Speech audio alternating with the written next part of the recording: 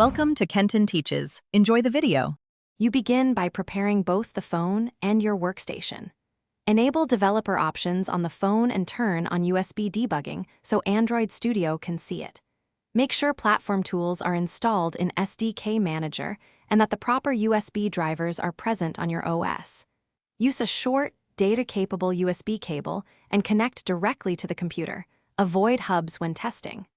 Once connected, watch for the device authorization prompt on the phone and accept it so the IDE can communicate. Next, configure your project for a direct device run.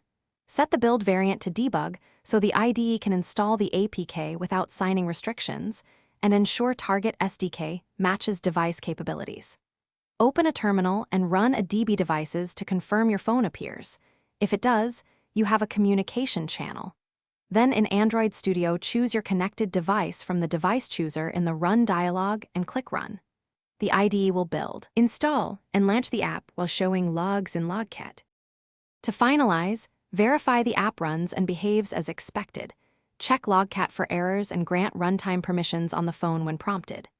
If installation fails, use a DB install or uninstall from terminal to handle the APK manually, which gives clearer error messages. If the device vanishes, restart the DB server with a DB kill server and a DB start server, or toggle USB debugging and reconnect. One key troubleshooting tip: always try a different known good USB cable and a direct port before deeper diagnostics. Thanks for watching. Please subscribe if this video was helpful.